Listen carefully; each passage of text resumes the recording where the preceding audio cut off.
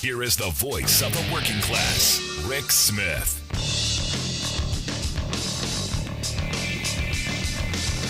And welcome, brothers, sisters, working class heroes. This is the Rick Smith Show. Thanks so much for being here today on the big program. Lots to get to, lots to talk about. Interesting last couple of days I've had. Started with watching the TV program The Equalizer. Back when I was in college, it was one of my favorite shows. One of those, a British white guy, former spy, was solving all the world's problems by outsmarting the crooks. It was a good show. It was a good drinking show back in college. Now one of the networks is remaking it. Now Queen Latifah is the old white guy, and she's somebody now. She's whipping people's behind, which entertaining to watch on a certain level. But the episode that I caught the other evening was about domestic terrorism. It's about, a white guy who, was, a white working class guy working hard. Kid gets sick. The insurance doesn't cover for things. Ends up losing his job. All of this bad stuff happening. And now, naturally, guy's angry. Gets sucked in with some right-wing extremists. Now he's going to blow something up. And it was always interesting to me how we go from you're really angry about something to, hey, let's blow things up and make things miserable for other people, especially other poor people. And it was an interesting kind of moment where, she's trying to talk to him and, she's walking him through, just because bad things happen doesn't mean you're going to blow things up. There are ways we can do this better. There's smarter ways. And it got me to thinking about, the terrorists who, attacked our Capitol on January 6th. And it started a conversation with my wife and my son about the founding fathers. And, would we be looking at them differently, had the Boston Tea Party not been, what it was, and we ultimately moved down the path, would we be learning about them as terrorists, failed terrorists? And, my son asked the question, what's the difference? Same question I asked in 8th grade as we were learning about it. What's the difference between, someone who's a terrorist and someone who's the freedom fighter? And truth of the matter is it's who wrote the history? And it was that simple. I mean, had it not gone the way it went, someone else would have written the history and it would have been different. And this is what's going on in front of us right now. You have people trying to rewrite the history. And what's interesting about this country is, we had a little civil war and we let the treasonous crowd live. In other places, they never did that. Once you were taken over, that leadership was wiped out. We did away with them. Society did away with them. We let them stay. We let them rewrite their own history. To where the point where, it wasn't about slavery. It was about states' rights. It was this softer stuff.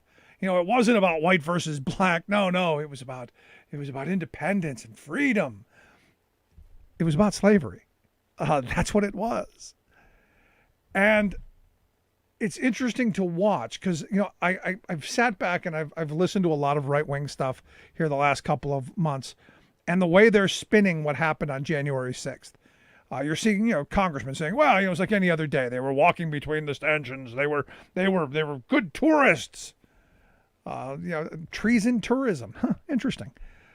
But again, it's this weird kind of thing that's going on, and it's happening right before our very eyes, to where the crimes that happened that day are, in a lot of circles, forgiven as just, boys will be boys. Or more or worse, these are patriots. They were just watering the tree of liberty with the blood of tyrants. And the weird thing is it's been more than 6 months since Joe Biden won the election. And yet, after all this time, I still know people who cling to this bizarre fantasy that Trump's going to rise from the ashes of his failed presidency and he's going to reclaim power by using the Insurrection Act or one of these ridiculous lawsuits that have been filed by the clown car of overpaid jesters, there's still a glimmer of hope. The fact of the matter is you have 53% of Republicans in the latest poll who still believe Donald Trump is the true president. Again, he's going to rise up, use the Insurrection Act, which evidently he signed in secret. It's not how our system works. But this is how they've convinced themselves that we're going to be okay. We're going to do something. And while it's scary that you see this massive media machine that the right wing has built, promoting this idea that somehow these traitors and these cowards and they were heroes. They're going to be heroes, I tell you. And look, I keep saying, in 100 years, I would love to know how this is written, because we have no idea how history is going to look at this moment unless we hold them accountable right now. But as I'm seeing it, a lot of people are buying it. A lot of people, well, they're standing up to that socialist. I mean, I still see people flying his Chinese-made flags from their porches. I still see the yard signs proudly displayed out there on the front yard with the garden gnomes and the hate speech.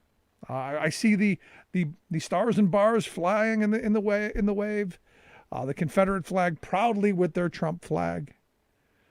Interestingly enough, the American flag lower than both of them. Because this country as we know it is not their priority. These are the true believers. And there used to be just a fringe number, a small number of them. They were fringe conspiracy kooks. They were the people who were walking down the streets muttering to themselves. They're the people who, joined in little cliques and, hung out in the woods to have their little militia skirmishes. Now they're mainstream. Now they've got a massive megaphone and well-funded by billionaires across this country. These are the people who believe the people on January 6th are patriots. They're the same small number of people who, back when McVeigh blew up the Murrah building, believed that he was a patriot. Now, they got shouted down because there were more sane people back then. And they didn't go through, almost a decade of brainwashing through social media and right-wing just lunacy in what has been Fox News and now all these other things that have propped up. And you think I'm kidding? Right-wing radio is a cesspool of nonsense, all to really just muddle your brain. I'm on a lot of these email chains. I get these PR firms who send me guests all the time. So if I were doing a right-wing show, they would love to have all of these people. And just a couple of the emails I got. One was from somebody pitching this David Horowitz who's written the piece, "The Democrats, Reichstag." It's forget January 6th. No, that was the Patriots, the Democrats. They supported black people. That's what's really wrong. You go down the list. Another one, Judd Dunning, Rebuilding America. Because evidently, according to him, the socialists are drunk with power. So we've now got to take back from the socialists who want to build roads and bridges. It's crazy, but this is one of those things.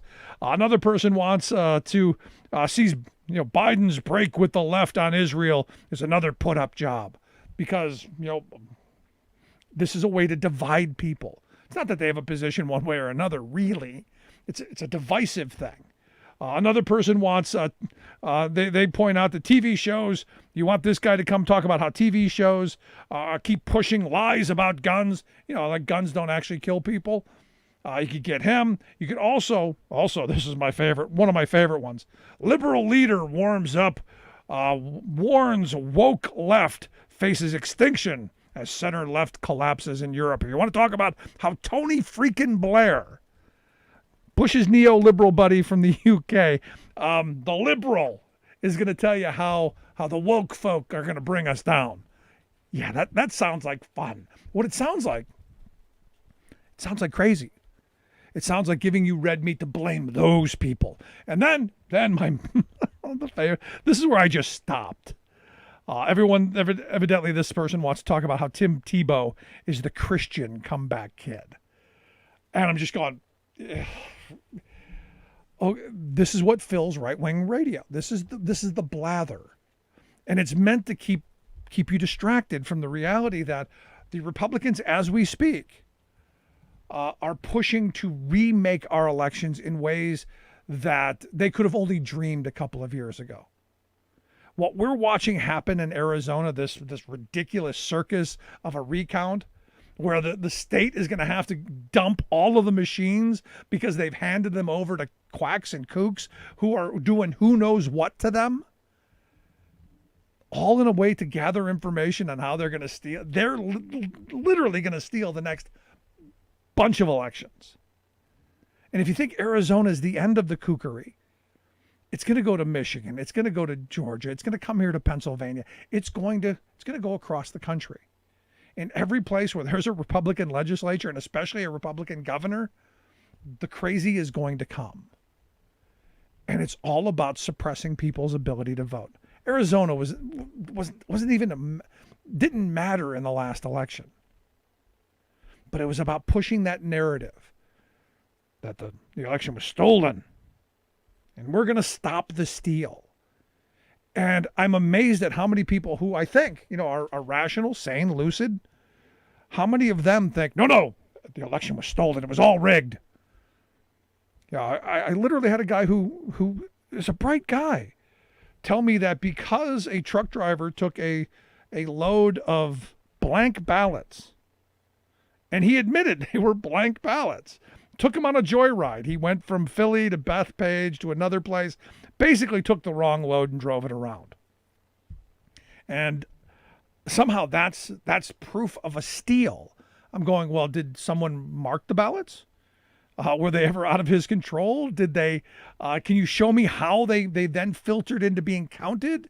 Well, no, it's just that they were moved around. I go, yeah, those were blank ballots. Those weren't filled. Those weren't people's ballots. They were blank. But that doesn't matter because they were spoon-fed this stuff to believe, oh my gosh, there's something here. There's a conspiracy because our minds want to believe that there's some great conspiracy out there. And look, I have Republican friends who actually believe that the Democratic Party could pull this off. Now, as a lifelong member of the Democratic Party, I'll steal Roy Rogers' line. I got to steal Roy Rogers' line. I'm not a member of an organized party. I'm a Democrat. That's the reality. They couldn't put this together if their lives depended on it. They're silo people. And this is one of those weird kind of things where the level of sophistication and secrecy being the biggest part of it, that you would need to pull this off, absolutely impossible. But Republicans have taken this, and this is their narrative. This is what they're pushing because they know the faithful, the 53% who believe that Donald Trump is still the true president. They're going to do everything they can do to make sure that this never happens. This abomination never happens again, which is they lose. The Michigan House just recently adopted a resolution, all Republicans, against any federal voting rights bill. No, we're not gonna let the federal government do anything with voting rights because we want to make sure that we can do whatever we can do to stop it. And what's interesting is, the states have done an incredible job of gerrymandering districts to look like cartoon characters so that their people can win and they can maximize their ability to hold on to power because their numbers are diminishing. Conservatives' numbers are diminishing. The rest of the sane, rational world continues to grow, which is why I'm hopeful at some point that we wake up to the reality that the majority of people in this country want a higher minimum wage. The majority of people in this country want stronger labor unions. The majority of people in this country want corporations to pay taxes. They want the wealthy to pay taxes. We want health care. Go down the list. The vast majority of people want these things. It's the conservatives who have told themselves, that I'm doing well and the hooray for me and the heck with the rest of everybody else. That's what it comes down to. And I look at this story that came out of Oregon. Evidently, there are 5 counties in Oregon that they want to secede from Oregon, the liberal bastion, and they want to move to Idaho. And it got me to thinking that, if we're going to go through this country gerrymandering as Republicans have done on the state level, I'm okay with it. There's nothing more than I would love to see than a number of states being combined. And I tweeted this out. I said, what should happen is liberals should consider combining states. Like if you put Idaho, Wyoming, and Montana together with like the population of a small city, that could be one state. You could take North Dakota and South Dakota. You could easily marry them up, one state. Nebraska, Kansas, Oklahoma, one nice state. So out of 8 states, you could make 3. Which would mean instead of 15 Republican senators, you would have 3.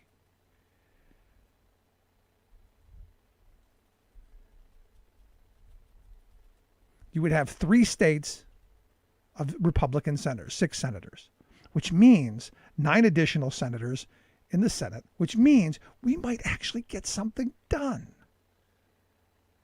Now understand, those states, all at the bottom of the population. In fact, I was going through the population per electoral vote. And where a state like California has 800,000 people per 1 electoral vote, you got a state like Wyoming that has 192,000 per electoral vote. They get much more power, much more say, much more voice. Not to mention, California gets 2 Senate votes. Wyoming gets 2 Senate votes. And you've got these states that are the size of that have the population of some small cities who are holding progress up because, we don't want that. The moneyed interests that are footing the bill for us don't want that. And for me, at the end of the day, if we're going to play this game and we're going to rearrange the map, I say we go after combining states, and we can get a whole lot more creative, much like the Republicans have done. Or we can just vote, and the majority wins, kind of like it used to be. But here again, this is why we need H.R. 1. We need to get federal voting legislation in place to stop the steal. Love to hear your thoughts. You can email me, rick@thericksmithshow.com. Quick break. Right back. Stick around. Nothing more American than workers standing up, and the union gives a voice to win. On the Rick Smith Show. I'm Rick Smith, and this is Labor History in 2. On this day in labor history, the year was 1934. That was the day trucking bosses and leading Teamsters in Minneapolis reached a tentative agreement after a tumultuous week of fighting in the city market. Strikers won many of their demands, including union recognition and the reinstatement of all strikers. Such a thorough victory at the Battle of Deputies Run earlier in the week had shaken the city's elites to their core. As the dust settled on the picket lines, Governor Floyd Olson had called a 24-hour truce in an effort to organize negotiations. The debacle of Ohio National Guardsmen attacking Toledo strikers had reached Minneapolis. Fears of a growing red menace fueled demands for a settlement, prompting Olson to order National Guardsmen into the city's armories, armed to the teeth. Historian Brian Palmer, author of Revolutionary Teamsters, The Minneapolis Trucker Strikes of 1934, observed that the May 25th deal settled the strike quickly enough, but final victory would be postponed. Strike leaders had to choose which concessions to make under immense pressure from state politicians, intractable employers, and federal mediators. They also worked to avoid a potentially deadly confrontation with the National Guard. Above all, they demanded union recognition, agreed to arbitration of future disputes, and withdrew the demand for a closed shop. There was no contract, and the inclusion of inside workers proved contentious. Palmer adds the gains were limited but real enough, as strike leaders spelled out what had begun as a violent assault on strikers ended with workers fighting in their own interests, learning that they had only their union to rely on. the open shop offensive was defeated and union recognition was won. In the weeks ahead, it would become clear the fight was far from over. For more information, go to laborhistoryin2.com, like us on Facebook, follow us on Twitter at laborhistoryin2. Welcome back to the Rick Smith Show. Now, here is Rick Smith. So today marks the tragic one-year anniversary of the murder of George Floyd. And look, this is where I have problems with our media structure. The reports that I heard coming out of Minnesota, it was a peaceful day. It was a day of people coming together. Yet all we hear is, there was a shot fired. Somebody shot something. And that's the frame. Instead of the fact that people were coming together to mourn this man's murder and to demand justice, the frame is we got it. Well, there was a shot fired. And who knows who that was? It's just crazy. Anyway, here to share some thoughts on the one-year anniversary of George Floyd's murder, I've asked Pennsylvania State Senator Art Haywood to come talk with us. Art, thanks for taking time for us. Thank you. Thanks for inviting me on, Rick. So, this is the tragic one-year anniversary. The positive, I think, on a day like today is the Chauvin trial went, I think, the right way. I'm glad to see that he was convicted on all counts. That's fairly rare. Yeah, that is unusual. And guilty on all counts, I think, was a big outcome, at least from the family perspective. And we should also say that the officers who were nearby have also been charged. Now, they have not yet had a trial, but they have been charged. And this was done by the Minnesota Attorney General's office. Very important that they had the independent investigations. It wasn't done by the Minneapolis police. So I'm glad that we got to this result. That is at least one step forward. And the Black Lives Matter movement grew out of this killing, the murder. And that movement has had some significant impacts in Pennsylvania and across the United States. So unbelievable tragedy, but some action is coming about as a result. But you listen to some of the right-wing voices out there, and the people on January 6th, they were okay. They were patriots. They were just seeking redress of grievance against their government. By defecating on the floor, urinating on someone's desk. Beating police officers with things, killing one of them. Patriots, but the Black Lives Matter folks, terrorists.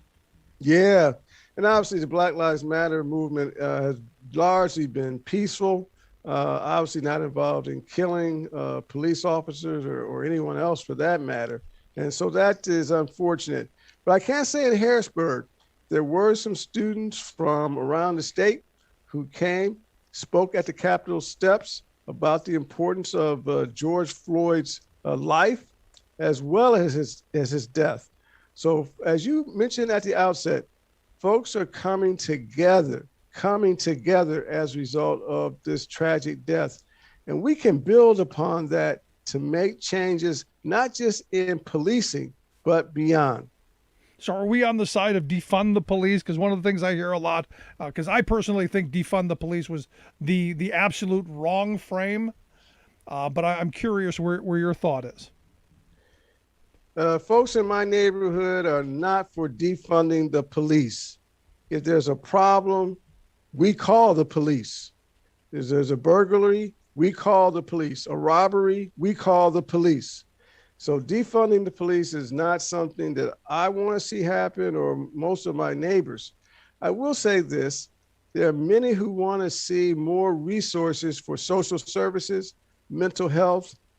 And I got to tell you, police officers are requested to do a number of things well beyond their scope. Yep. But we decided to cut general assistance so people will have no money, live on the streets. We decided to cut mental health services so folks with mental health needs are in the neighborhoods. Then there's a problem. Police are called to deal with a general assistance fund, to deal with the mental health issues. The police are not prepared to deal with all these social problems that we in the legislature have put on the police. We have put it on the police because we have failed to fund the programs to keep people out of criminal activity in many instances. I feel for the police. They've been put in some very, very difficult positions. No, we've allowed everything, like that old saying, what rolls downhill? Well, the cops are at the bottom of it. And I remember back years ago, I was complaining that Governor Rendell and that administration had closed the state mental health hospitals. And it was bipartisan, the outrage that I got from both the Republican mayor of the city that I live in and the governor's office, that how dare I, blame the governor for closing the mental health hospitals and that they weren't ending up in jails, which, I had talked to the cops. They were. We dumped those folks onto the streets, and the police were the only ones left to help clean it up. Yeah, it's a serious challenge looking at what we have left to the police to solve. Yeah. We got tremendous gun violence here in Philadelphia and most big cities across the United States. The police can't manage folks who just don't want to follow rules, who can get easy access to guns and then shoot their friends, shoot their loved ones, shoot random people. That's why we need more guns, Art. We need more guns. Yeah, that's not going to solve it. Obviously, too many guns is in the hands of dangerous people. But I do think that there is some legislation that Congress is considering under the George Floyd Act, which I do think will do a number of things, hopefully to improve policing. I know one of the features of it is to increase the amount of training in de-escalation that police officers have. Big drive to get accreditation and more professionalism in police departments. There's thousands, I think I heard 18,000 police departments in the United States with about 18,000 different rules under which to operate. So we got to get more professionalization. I think we got to put police in a position where they're working full time. These part-time police officers don't have the training really to be effective. Very dangerous. That's what happened with Antoine Rose in Pittsburgh with part-time police officers. And they're also asking for changing some of the accountability. For instance, taking away qualified immunity or limiting the immunity. It's basically to change when police officers can be sued for use of excessive force. But Rick, I got to tell you, it's not just the individual police officer that we may need to have some more accountability. What about the supervisors? What about the higher ups? The on-the-street police officers are operating under some rules that come from the higher-up department. So there's quite a bit of change that we need to make. No, I'm obviously, with you. But what about against chokeholds? Go ahead. What about the training? I mean, I've got a problem with how police officers are being trained now. It's you look at a lot of these city police departments. These guys look like they've fallen out of a war zone. And they act like that I can't tell you the last time, you saw on TV someone arrested while standing up. We slammed them to the ground. We put knees all over them. We pinned them to the, for an air freshener hanging from a window or something stupid. It's no longer put your hands on the car. No, it's slam me to the ground. Yeah, no, that's definitely excessive where training is necessary. But in Pennsylvania, again, we got hundreds of police departments. And once they're trained, we do have some level of centralized training. But once they train, they go to these individual police departments, and the rules of those police departments apply. And so even post-training, we need to really look at how we can create a much more professional occupation in general for policing. Yeah, and we need to pay police better. That's right. And there's a lot we should be doing. And there's signs all over my neighborhood. We support the police, and I agree. I support the police when they're not wrong. When they've done something wrong, they need to be held accountable. And I hope at some point we can all agree to that. The other thing I wanted to ask you about is Republican governors across the country right now are pulling back federal unemployment assistance under this guise of, well, they're just a bunch of lazy people out there, Art, who aren't desperate and hungry enough to go back to the crummy jobs they had before the pandemic. So we're gonna force them to do it by making up a labor shortage because nobody wants to go back and work for $2.13 an hour as a server at a restaurant.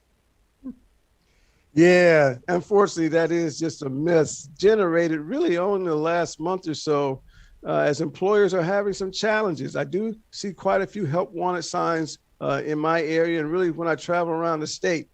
But when we talk to workers, they are dissatisfied with many of the jobs that are offered. And employers really got to look at this question of why aren't people attracted to the jobs that they have offered? And here's a few things that we have heard. One, folks are not attracted to poverty paid jobs, $9, $10, $11 an hour. Not attractive. That's why we got to get the wage up to $15 an hour minimum. We had a guest on from Hip City in the Harrisburg area. Their minimum wage is about $15 an hour. They have hired people. They don't have a hiring shortage. They're paying more. Second, I'm on the vaccine task force with the governor. There's 4 of us. What we have heard is that there's a bunch of people who are vaccinated and unvaccinated who are very concerned about the spread of COVID-19. Folks who are unvaccinated, some of those folks are afraid of the vaccine and COVID-19. They are afraid of both and don't want to be in a place where they can be subject to folks who are unmasked and who are spreading. So fear of the virus is still serious. Child care is still a challenge in Pennsylvania. Schools, in many respects, are still hybrid, not fully in person. Child care suffered dramatically during the virus, and many of the child care operations closed. So pay, fear of the vaccine, and child care appear to be some of the main issues surfacing why people don't want to go back to jobs that are unattractive. I will say that when we look at July, we look at August, particularly when we go back to school in September, I think this whole conversation about labor shortage will be done. Yeah. Because we'll have the schools open. Hopefully, vaccine will be really well down. But having an attractive job means you need to pay. No, and this is where, I've said for years, I'm waiting for that moment when working people said enough is enough. That moment where they go, you know what? I've been working in desperation conditions, like the hamster on the wheel, barely able to keep up. And working hard, playing by the rules, and not even keeping up, let alone getting ahead. And there's a point at which people said, enough. I'm not going to put myself in dangerous conditions for poverty wages. And we have a political party in this country that's saying, no, we're going to make you take those crummy jobs. We're going to make you desperate. We're going to make you hungry. We're going to move you back to the good old days of the Lochner era, where if you were hungry enough and desperate enough to take those poverty jobs in horrible conditions, it was your right, it was your liberty. Only we're going to make you do it as part of your right and your liberty.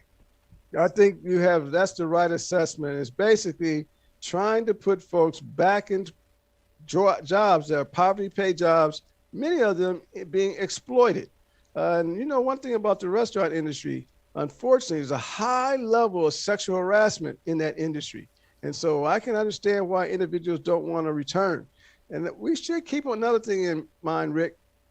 Many of these employees that the companies want are folks who have refused to return to the same job that they were in. And they have refused to return to the same job that they were in because they're dissatisfied.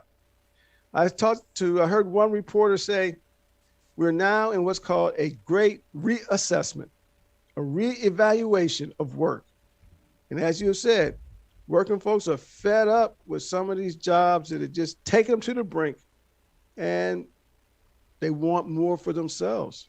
That's a good thing. Yeah, that's a good thing. So as a policymaker, how do you move forward on this? I mean, one of my fears is that we've got a governor's election coming up in 2022. And I fear if it goes the wrong way, Pennsylvania becomes a right to work state, or as I always say, no rights at work state. And you end up with more poverty jobs. You end up with more desperate workers, and this situation gets worse. I think that's a real risk, but that's in 2022. I think here in 2021, what is a key thing is that we stand beside the individuals who realize, I'm done with the exploitation. I'm done with the jobs that pay low. I'm done with stretching myself to the limit with childcare and risking my life to serve people who don't have a mask on. And we've got to support these individuals. I think that we do have the support in Pennsylvania so that we can continue the unemployment compensation that's from the national government. Now, that's because, as you said, we got a governor who recognizes the importance of working people. We just got to highlight that in 2022 and help people understand what the choice is. But here in May of 2021, we've got to clarify that there is no labor shortage. That is a myth. What's short are the checks. Yep. No, I mean, the reality is, I go back to economics class, the supply and demand argument. If the supply is low, prices go up. If you have a low supply of labor, you got to pay more to get it. It's that simple. It is that simple. And Senator Hughes shared something with us today with respect to the 283 tip wage that we have here, which is obviously you can't get a lower pay than that. He shared that several states have a tip wage of $9 an hour or $10 an hour or $12 an hour, even up to $14 an hour. All of those states have projected higher growth by the National Restaurant Association. Yep.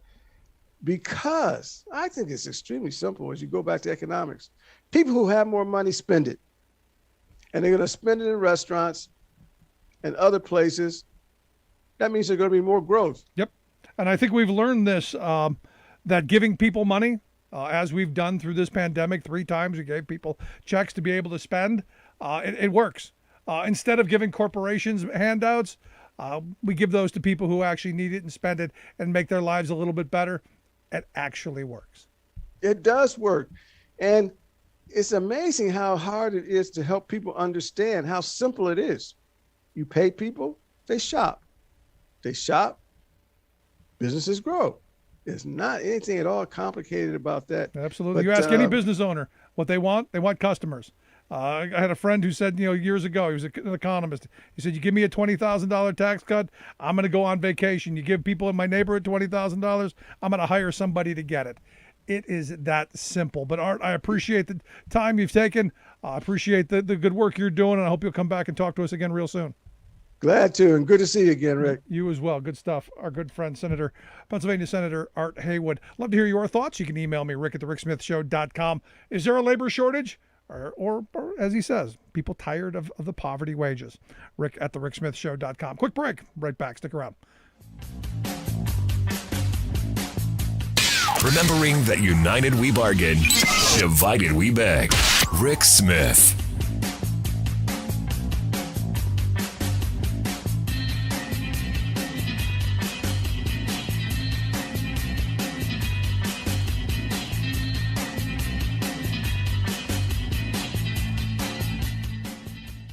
I'm Rick Smith, and this is Labor History in 2. On this day in labor history, the year was 1986. That was the day that more than 5 million people participated in Hands Across America. The event was organized to raise money to combat the problems of homelessness and hunger in the United States. People agreed to donate $10 to stand in their place in line for 15 minutes. The line was supposed to link people hand in hand from New York City through 17 states to Long Beach, California. The event gained support of corporate donors, including the Coca-Cola Company and Citibank. Initially, the plan drew the ire of President Ronald Reagan, who claimed, quote, "I don't believe that there is anyone going hungry in America by reason of denial or lack of ability to feed them. It is by people not knowing where or how to get this help." The president refused to acknowledge how factors like the loss of industrial jobs and the decline of labor unions contributed to families having hard times making ends meet. Eventually, President Reagan got on board, forming part of the chain in Washington, D.C. He was joined in line across the country by everyone from Oprah to Chewbacca and Mickey Mouse. The event was projected to raise $50 million, but not everyone turned in their pledged contributions, and staffing costs ate into profits. In the end, the project raised about $20 million. In 2015, the U.S. Department of Housing and Urban Development reported that there were more than 500,000 people homeless in the United States.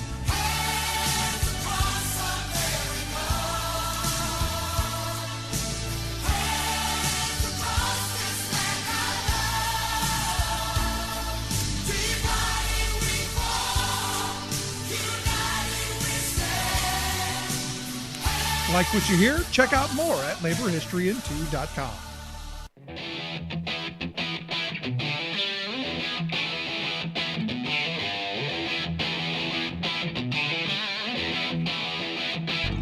Welcome back to the Rick Smith Show. Now, here is Rick Smith. So over the weekend, a listener from Australia, yes, a listener in Australia, sent me a link to this story of global intrigue, kind of like a spy novel. And I'm going, oh, I like spy stuff, cloak and dagger, high-level negotiation stuff, and one of these stories of, the Chinese government listening to what Australian business people are doing, knowing what's going on in their dealings, and how Australia decided, well, we're not going to take China on directly and ban Huawei from coming in with their 5G, but we're going to go and build our own. And it does this article made me think a little bit about during the Trump era, why he didn't just outward ban them as I thought he should have, and as his rhetoric probably should have. But it got me thinking, and it got me thinking that maybe I should find a little bit more out about it. That's why I've asked my resident expert, our good friend Scott Paul. He's the president of the Alliance for American Manufacturing, their website, americanmanufacturing.org. Scott, thanks for taking time for us. Hey, Rick, it's always great to be with you. So did you see this story I tweeted out over the weekend? Yeah. It was kind of a cloak and dagger thing, the spies and, the corporate titans and the government kind of, conspiring to build their own thing. Kind of a neat story, I thought. Yeah. Yeah, I will get to the 5G in a second, but just a little bit digging into this that I think is important context. So, Australia, first of all, is much differently positioned than the United States because we're a global superpower. Australia has, I guess, some regional economic and military strength, but they need alliances. I think China very much views Australia as within its sphere of influence, and that's going to create some conflict, and it already has in a number of different ways. And so you have that context. Second, you have the Chinese government with a history of this commercial espionage, like using its assets to either gain trade secrets or insights into what other countries and companies are doing. In fact, Rick, you may recall about 5 years ago, maybe a little more, the district attorney in the Western District of Pennsylvania filed criminal charges against Chinese military officers for spying on the steelworkers, on U.S. Steel, Westinghouse. There was a solar company, and I think Allegheny Technologies, to try to gain trade secrets and also insights into their strategy. And obviously, those Chinese military officers are still in China. They'll never be extradited to the United States. We don't have an agreement like that. But that was important. And obviously, that's happening in Australia now. And then you have this issue of if China or Chinese companies, and certainly companies that have what we call a civil military fusion, that is, they produce for the commercial sector, but they also produce and have deep ties, research, innovation, production ties to the Chinese military. If they are supplying the nuts and bolts of our ecosystem, of our infrastructure for broadband or 5G, that's very dangerous. And unfortunately, they are supplying a great deal of that for the world today, which was one of the reasons why the Trump administration said, Huawei, you're out. You're out of the United States. And it generated a lot of controversy. But it was something that I think that administration made the right call on, and the Biden administration has so far kept in place all of these prohibitions, and now we see further evidence of this, in Australia. And so it is not just, some fantasy cooked up by Trump to try to cast China as the other. This is a very serious concern. And obviously there's lots of spy versus spy stuff all over the world, but the commercial espionage and this level is pretty unprecedented, and it has to be, the Chinese government has to be taken into account on this, and Huawei and these other companies that are complicit in all of these must suffer consequences. Yeah, but it doesn't seem like there are any consequences that you can hold them to, because they get caught time and time again, no matter what it is, manipulating their currency, intellectual property theft, using forced slave labor, no matter what it is, no matter the violation, they don't even really apologize anymore.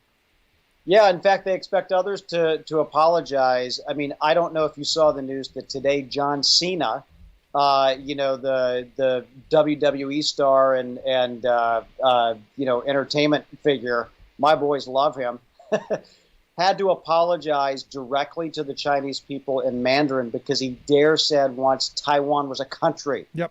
And if he didn't apologize, they would have cut all of his stuff out of China. And obviously it's very lucrative.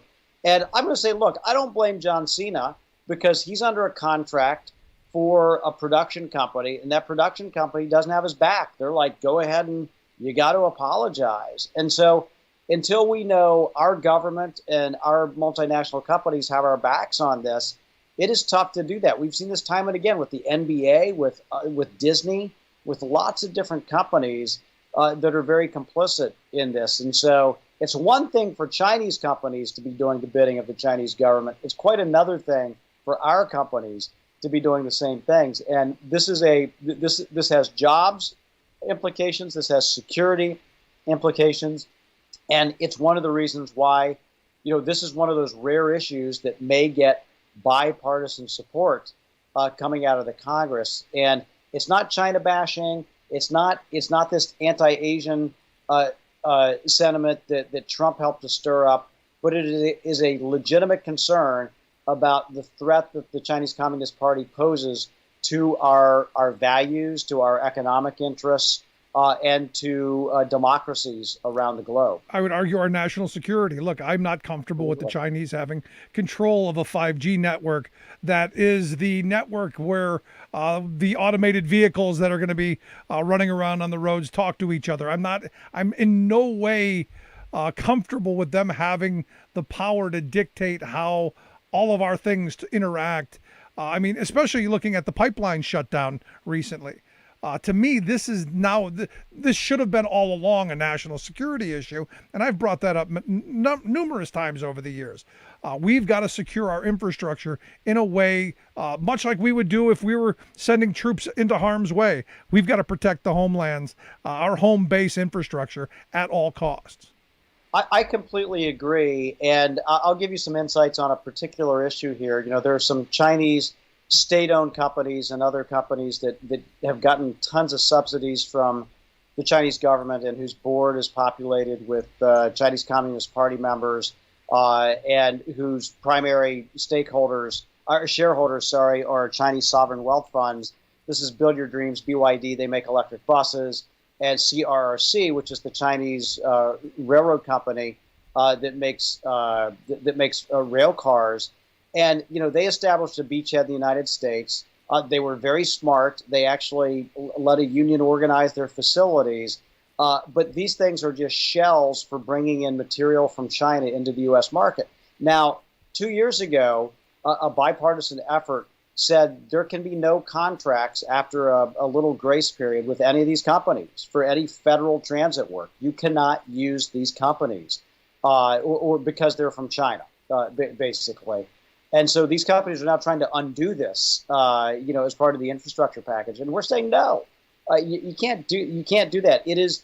The potential for malfeasance, as you have just pointed out there, Rick, with monitoring and tracking and surveillance and all of that stuff is just far too risky when there are plenty of American-made options that are available.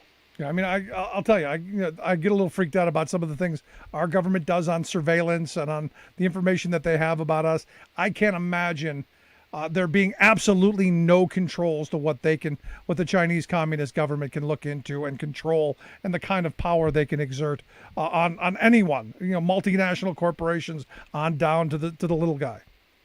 Yeah, and it's getting worse. I mean, the amount of facial recognition software, the amount of tracking that they impose on their citizens and visitors there, the amount of video surveillance in closed circuit television is truly frightening. And you're right.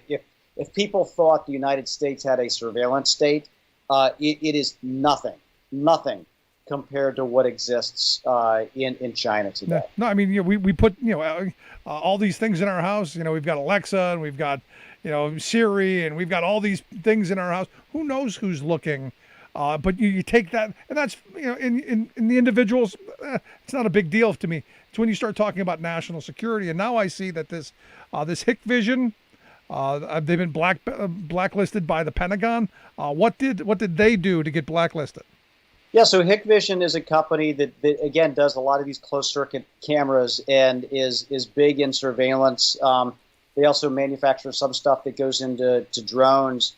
And because there aren't a lot of companies that do this globally, they've been utilized, in the U.S. And it is right for our agencies, for the Department of Defense, and for others to say, no, you can't do this. You guys are way too closely tied to the Chinese military. Now, Hikvision says, no, we aren't. We aren't. They might use some of our stuff, but we have no ties to them whatsoever. And I know that Horizon Advisory, and you have Emily from there on from time to time, they've done extensive research in all of this, and all of these companies have extraordinary ties to the Chinese Communist Party, many of them to the military as well. So the idea that there is this kind of separation between the private sector and the government in China just does not exist. These companies have to do whatever the Chinese government tells them or asks them to do. Yeah, that's beyond believable. I would even think the most pro-China person I know goes, no, they got to do it. The Chinese government says you do it, or well, you disappear. Yeah, it's a problem for citizens. It's a problem for the companies, and I wish I could say that the situation was getting better, but all the evidence shows the opposite. You see the crackdown in Hong Kong. You see what's happening with the Muslim Turkic Uyghurs in Xinjiang province, and it's a bad situation, and things are eroding. They're not improving. They're going down the wrong path. Yeah, and the sad thing is we're reliant on them for a lot of our stuff. I mean, the supply chain that we've given up over the last couple of decades, that they've gobbled up, willingly, has put us in a needing position, which is why I'm glad to see that the U.S. Innovation and Competition Act is something that could strengthen our ability to shore up those supply chains. Yeah, absolutely. So this bill is on the Senate floor. It has bipartisan support. It was, there's a couple of major components to it to try to shore up our semiconductor industry is one of them, other key industries. There's a whole lot of competitiveness and procurement measures in. There's a lot of stuff that we've worked with a bipartisan group of senators on. And so this is going to go under the radar because it's not nearly as controversial as a lot of the other things that we're hearing about these days, Rick. But it's an important piece of legislation. And it's an important test to see if Mitch McConnell and the Republicans can actually agree to do something that is bipartisan. The Biden administration says they're on board with this legislation. Again, it started out with strong Republican support, but I think there may be some Republicans who are saying, well, we don't want to hand a victory to these guys. Why would we possibly want to do that when we know that from a level of concern that there's a great deal of conservative concern about the role of China, those who care about the prospects for U.S. business and U.S. workers, or whether it's about a clean economy, or the effect that the eroding effect that the Chinese Communist Party is having on democracies. There's a lot of reasons to be supporting this bill, and so I hope it gets through. I hope it keeps a robust amount of funding to shore up U.S. industries with the interests of workers forefront in all of that, and that we can make progress together. Because we've talked about this. The pandemic showed our weaknesses glaringly, from PPE now to semiconductors, and just how exposed we are and how reliant we've become. And we just let all of these industries disappear. And now this is like, not let's bring back something that we had 20 years ago, but let's bring back something new that's even better, that's going to be globally competitive. And let's care about it this time, rather than helping to ship these jobs offshore. No, you're absolutely right. And we're in this moment where we have great needs. You can use the technology we have. We can invent the new technology, and we can do it right here at home without the corporate CEO heroin of cheap labor and environmental regulations that they can exploit. So for me, this is an opportunity for us to rebuild our infrastructure, and not just roads and bridges, but all along the supply chain. Last question I've got for you, because now there's talk that Republicans might be coming along on $1 trillion infrastructure plan, which is it's better. It's not where I want to be, but it's better. I wanted to get your thoughts. Yeah, well, look, if there is a robust deal to be had that invests in our future, I obviously think that Democrats and Republicans should take that and call that a win, get that signed into law. And then if there are things that Democrats want to build on, and I think they should actually use the reconciliation process to do that. And so I don't know. I've never viewed this as an either or process. But it has to be real. And if the Republicans are just continuously making counteroffers and saying, well, we can't, and they can't quite get to yes, then it is time to go to reconciliation, because the American people, the voters out there, they want this. I mean, they want our infrastructure rebuilt. Who doesn't want better broadband, safe bridges, safe drinking water, these types of investments, the great blue-collar jobs that come along with it? Everybody is for that. And so it's only people who have political interests who are standing in the way of this, and that'll be exposed. Yeah, it's something we've got to push for. And I see Joe Manchin saying, well, we can take a little more time. We don't have a lot more time. Construction season is now. Let's get this stuff rolling so people can get back to work and we can get the economy moving. I totally agree. We got to get this done right away. Plus, this was a big Biden priority. They wanted to tee this up first intentionally. Nancy Pelosi wanted to tee this up first because it is a jobs program and an investment in our future. And they know it's one of the most wildly popular things they're going to do. And so they got to launch this. And Republicans, if they want to come along, they should. But let's get this ship moving. And let's get those funds out the door, and let's get these people back to work. Right there with you. Scott, I appreciate the time as always. Great talk with you. Great information. Thanks so much. Of course, Rick. All the best to you. Take care. You as well. Good stuff. Our good friend Scott Paul, president of the Alliance for American Manufacturing. Make sure you check out their website, americanmanufacturing.org. We'll get links out on social media. Quick break. Right back. Stick around. You're listening to The Rick Smith Show. Remembering that united we bargain, divided we beg. Rick Smith.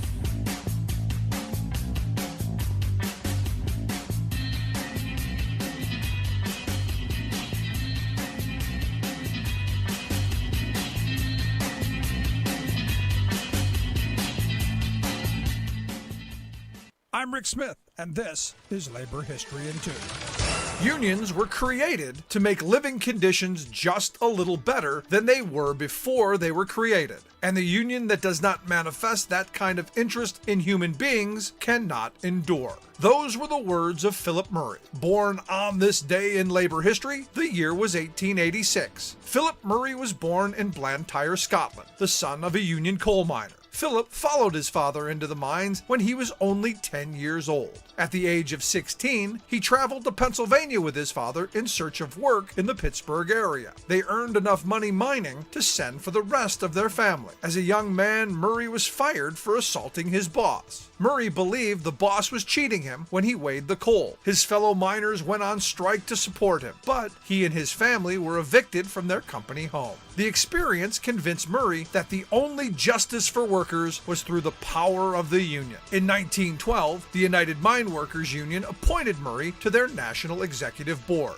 At the age of 33, he became National Vice President of the United Mine Workers under President John L. Lewis. He was considered to be Lewis's right-hand man until the two split on the question of the role of unions during World War II. In 1936, Murray was trusted with an important new effort, leading the Steelworkers Organizing Committee as its first president. Under Murray's leadership, the Steelworkers Organizing Committee chartered more than 1,000 union locals by the end of the next year. Just 1 week after the historic Flint sit-down strike that forced General Motors to recognize the UAW members' right to unionize, on March 2, 1937, the Steelworkers Organizing Committee signed its landmark agreement with U.S. Steel, turning the company-led union into a member-led union.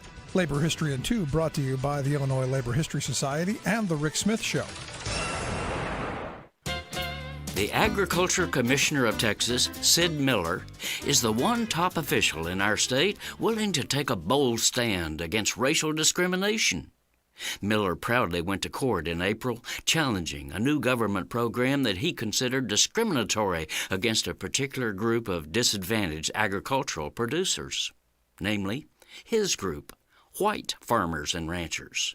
Yes, Sid asserts that the program, which directs some long overdue loan relief to Black, Latino, Native American, and other food producers who've been grossly discriminated against for generations by agricultural lenders, amounts to reverse discrimination against privileged whites like him. So Sid, a rancher and former rodeo performer, is braying and snorting through his big white cowboy hat that the way to stop racial discrimination is to let white discriminators also get anti-discrimination money from the feds. That's what passes for logic when you're wearing a $1,000 hat like Sid struts around in. But, as a real cowboy once told me, it ain't the hat, it's the head. And right there is Miller's problem. He's got a $1,000 hat on a 10-cent head. However, he's not the actual thinker behind this screwball legal claim. That distinction goes to another Miller, one named Stephen. He's a Trump political operative, anti-immigrant extremist, and a fanatical promoter of white nationalism, one who specializes in frivolous lawsuits. Indeed, Stephen wrote Sid's plaintive legal plea to provide racial justice for rich and powerful white ranchers like him. This is Jim Hightower saying, you'd think this ridiculous bigotry would be laughed out of court, but the case has gone to a hyper-partisan right-wing judge who's backed Republican legal ploys in the past. So yippee-ki-yi-yo, off to another right-wing rodeo we go. The Hightower Radio Lowdown is brought to you by the Lowdown Happy Hour, live streamed from the Chat and Chew Cafe. Details at hightowerlowdown.org. Welcome back to the Rick Smith Show. Now, here is Rick Smith. So yesterday, I saw this story over at the Washington Post talking about how President Biden is making $1 billion available to NASA and a bunch of other folks to prepare for the coming hurricane season. And it got me thinking, going, wow, someone actually, preparing, and not, these people backed me, so we're going to give them extra paper towels. It was, all the places that needed are going to get the help they need. And I'm going, that's what a leader does. And it's sad. It's sad that that's where my mind went right away. But it's rare over the last couple of years to see someone who cares about the whole country. And here to share some thoughts on, how our president is doing, even if 53% of Republicans still believe the last guy is still the president. I've asked our good friend Phil Glover to come back and talk with us. Phil is the National Vice President of AFGE District 3. Phil, thanks for taking time for us. Thanks, Rick. I appreciate being back. Thank you. So, I saw this story, and maybe you'll come along with me. I don't know. I was, I felt a little bit better. We got a president who's going, we need to be a little proactive. We need to think about what's coming, and we need to prepare for what's coming. I felt a little better. Yeah, I think he definitely understands the structures of government, so much better than the former president. He's looking to fund FEMA, which, Federal Emergency Management, the Coast Guard, all the ones that deal with emergencies on the coastlines, you know, they need funded. They need employees. FEMA is stretched. They've been used for COVID-19 response and things like that. And so coming into hurricane season, you know, they're being stretched. Their local president that we represent, 4060, our local 4060 is FEMA. Steve Reeves is their local president, and you know, he's always out there, you know, fighting for resources for his folks. Now, you know, we're more than 100 days into this administration. And you know, a lot of people have been very happy with what he's done. Some people not so much. The federal government is a large entity, lots of things to do. So I thought I'd reach out to you and see kind of how are things going on the federal level with the workforce that we have. I'm just curious, you know, any assessment thus far how Joe Biden's done? Well, I think there's a lot of positives for federal workers. Certainly, his budgets will be better for us. His supplemental budget that he put out about a month and a half ago certainly had no poison pills in it for federal employees, like removing their pension programs or anything like that. He's about to release his next budget, you know, for the remainder of 2022, and we don't expect any harm to federal employee pay and benefits. They seem to be looking at increases in the agencies like the law enforcement agencies, DHS, the VA. You know, they're trying to get the VA back on track. As much as the last guy kept saying how much he's fixed the VA, there were 49,000 to 50,000 positions vacant. You can't help veterans with 50,000 vacancies in the VA. So we expect those things to start to be rectified. You're not going to do that overnight. I mean, getting people hired is not quick. Right. But we do expect change, and it's coming. It's coming. Well, I mean, you can't expect to hire people in the midst of a labor shortage. I mean, evidently there's nobody out there who wants to work, Phil. They're all lazy because they're getting that $300 a week. If you listen to Republican governors across the country, man, it's there's nobody wants to work. Everyone wants to lay home and collect that $300. Yeah, that's an easy one. These guys, I don't know where they're coming from on that stuff. When we go to hire, we can hire. We have to hire at the right wage. We have to provide the right benefits. People, you know, will come out and work. Now, we do have some challenging areas to hire in, which is like the Bureau of Prisons and some of those places. Those are tough, especially in certain locations. Very hard to get people on board. But if we have the resources and the funding to do it, then it's possible. The other thing is you have to have people running those agencies that people want to work for. Yeah.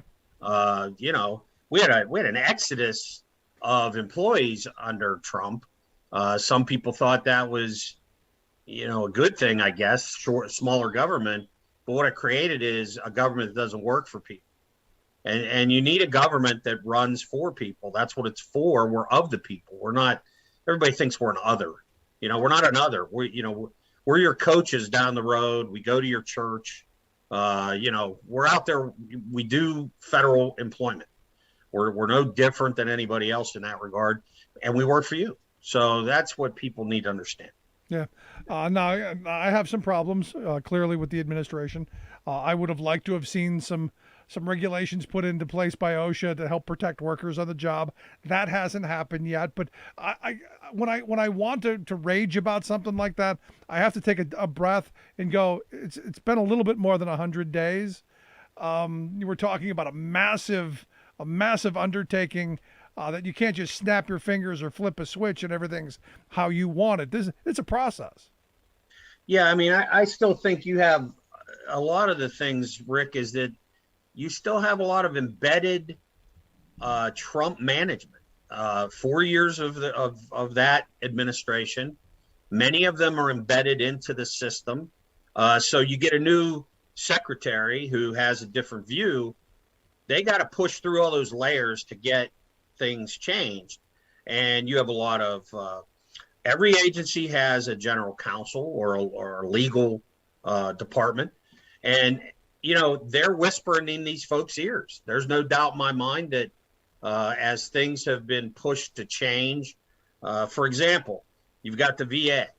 The Secretary of the VA, the former secretary, signed a memorandum to eliminate the right of doctors and nurses to represent themselves in the union. They have no right to time to represent. There's certain things they can't even file a grievance over, like fair pay. And it was all because of a memorandum by the former secretary, Wilkie. McDonough still has not revoked that memorandum. We've asked him. We have locals that have met with him. We have district and national vice presidents, and the president of the union, our president of our union, met with him and have asked him to revoke that. And it still is not revoked. And I believe it's because he's got lawyers buzzing in his ear. You don't want to give up that power. You don't want to give up that, that role. And we are pushing hard. I've got Connor Lamb. I've talked to him about it. I've talked to Senator Casey about it. I mean, we're trying to push members of Congress to get him to pull back that memorandum. Yeah, but again, there's just so much that. So let me ask you this then. So why thus far this seems like a no-brainer for me. Why wouldn't they? Well, there was legal action taken by our union and other unions. It's called 5 USC 7422, and it's a section that gives the VA secretary a lot of power. And the former guy used it. This guy, we're asking him to remove it. It's in the middle of litigation. And so I know he's got lawyers in his ear telling him, hey, let's see what the courts do with this. But instead, we're saying voluntarily pull this thing back. It's no different in Social Security. You've still got Andrew Saul over there. And he's got, I think, 2 to 3 years left on his term. And, Biden would he has to have cause to fire him. And I hope he finds the cause pretty soon, because it's kind of like the NLRB general counsel. He needs to go. Our employees think he needs to go. The public should think he needs to go because he's been ineffective, and he's just tried to damage the system so they can privatize the SSA. Right. That's where he was headed. So, these guys are still, some of them are still there. So I try to give the administration the benefit of the doubt on a lot of things. Now, on simple things like, ordering them to follow Biden's executive order on collective bargaining and those kind of things, I think should be no-brainers. And I hope that these secretaries and department heads and deputies that are being put into place, will exercise their authority over these line managers and make sure those things happen. So this transition over, and you've been around a long time. You've gone through this through numerous presidents and numerous changes of power. How long generally does it take for a president to get, quote unquote, his people into the places that need to be done? Are we on track, behind, ahead? Where do you see this administration compared to some of the past? I think we're behind because of the way the transition was held up. Normally, like in the Obama, when he came in under Bush Jr., the Senate moved his appointments pretty quick. And even prior to him actually swearing in, they were holding hearings on appointees. That didn't happen under Biden. The Senate under Mitch McConnell, they were waiting to see what happened in Georgia. They weren't holding hearings early. They weren't moving appointees. And so nothing happened. So it took, after the fact, then you had the turmoil of the insurrection, January 6th. Then you had the Senate turning over. And if you recall, the Senate majority wouldn't give up their majority, even though the Democrats had the majority. Mr. McConnell would not turn over the reins, so to speak, to Schumer for some. I don't know how that happened. I don't know how it was legal, but, I think he held it up, 16 days or maybe more. So then they had to organize themselves.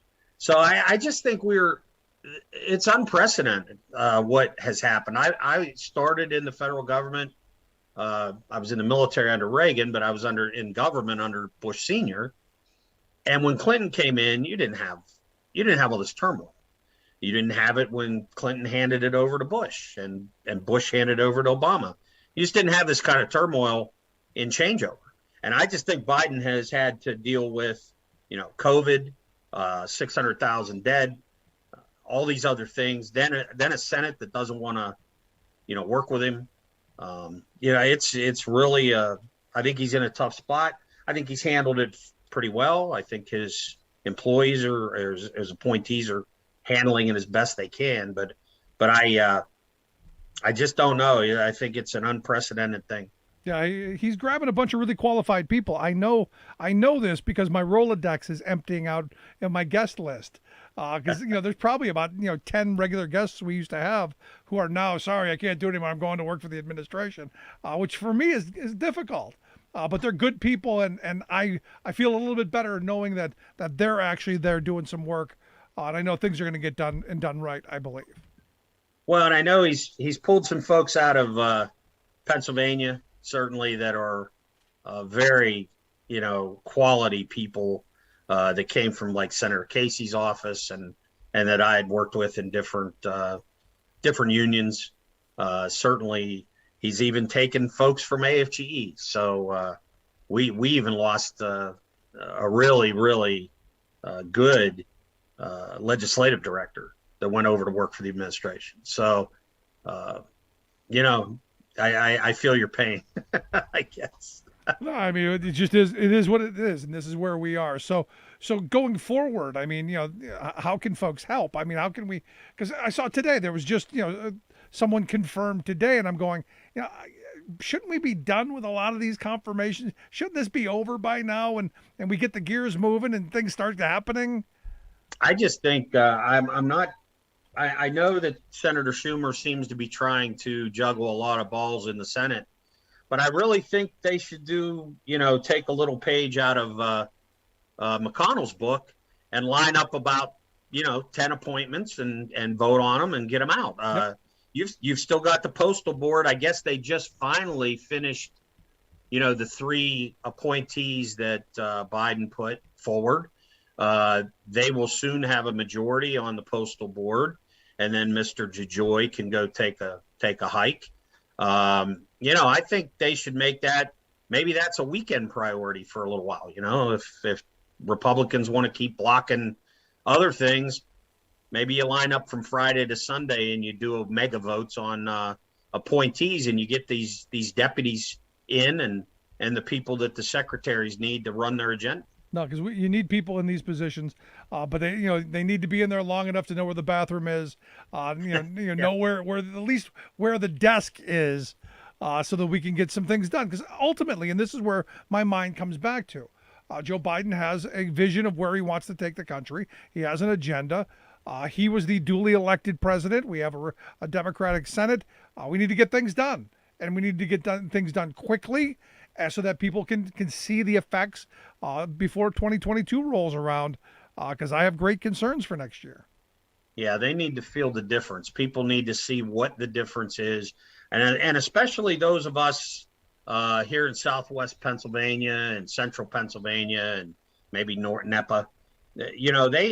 They need to feel the difference, that someone who really, really wants to fix things for working class people, what those things are, instead of just giving a speech saying all these good things and then nothing happens, and then just keep repeating that something good happened when it didn't. We saw a lot of that, in 4 years. So I hope we can get to like the infrastructure bill and the things that, the PRO Act, those kind of things need to be passed one way or the other. I never saw anything that the Republicans wanted to do, and this goes back years, that they didn't pull out every stop, every parliamentary procedure, every attachment to a must-pass thing to get their agenda through. And that's what they do. And, I hope Schumer takes that under advisement and he runs it the same way if he has to. Now, you brought up the PRO Act, and I know on the federal level it's not going to do much for your members, but I see this as a priority for the labor movement, almost a last ditch hope of saving what's left of organized labor in this country, as the pendulum of power has swung to the Amazons and to the Walmarts and to these big, giant corporations. Do you see any possibility of this getting through? I hope they can at least attach pieces of that bill to must-pass things. If they can figure out a way that the parliamentary rules allow something to be put into reconciliation, parts of that bill, anything to change and give labor a chance here.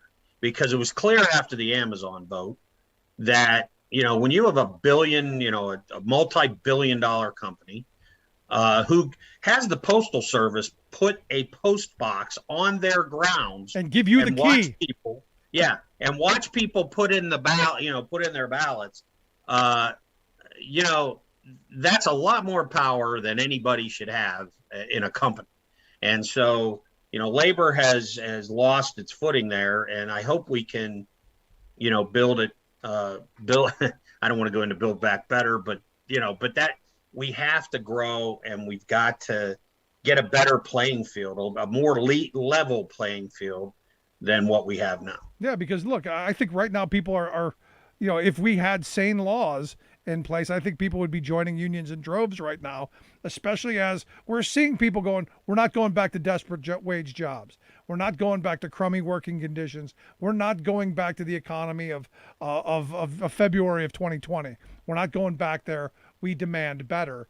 And this to me is that moment that I've been waiting for labor to have an explosion of people joining and creating new opportunities. I think, we just had some folks of ours participate in, McDonald's strike out in St. Louis. So, these folks are walking out on the street demanding $15. If they could be in a union, SEIU or one of the service industry unions, UCFW, I think we should see an explosion in that. Grocery stores, look at how everybody said about grocery clerks and the stockers and everything. These are frontline workers. Heroes. They were heroes during COVID, Now it's like, hey, I want $15. Hey, get back to your $7.25. You got, Republicans in the state house here in Pennsylvania, oh no, $7.25 is fine. While the other states around us are raising wages. So all along the border, where would you go to work? If you're a Pennsylvanian, you're going to cross the border into Maryland or New York or Jersey, where the minimum wage is higher, or West Virginia, where the minimum wage is higher. Yeah, even West Virginia. Although I got to say, I'm not. I was a little disappointed in our senator down there. He's $11 an hour is not 15. Yeah, I'm with you. It's strange and scary times. But Phil, as things continue, I'd love to have you come back and share some more with us. I appreciate the time as always. I look forward to talking to you again. Thanks, Rick. Appreciate your show very much. Good stuff. Thanks so much. Our good friend Phil Glover. Make sure you check out the work that they do over at AFGE.org. Let's take a quick break. Right back after this. Stick around. You're listening to The Rick Smith Show. We're working people on the talk.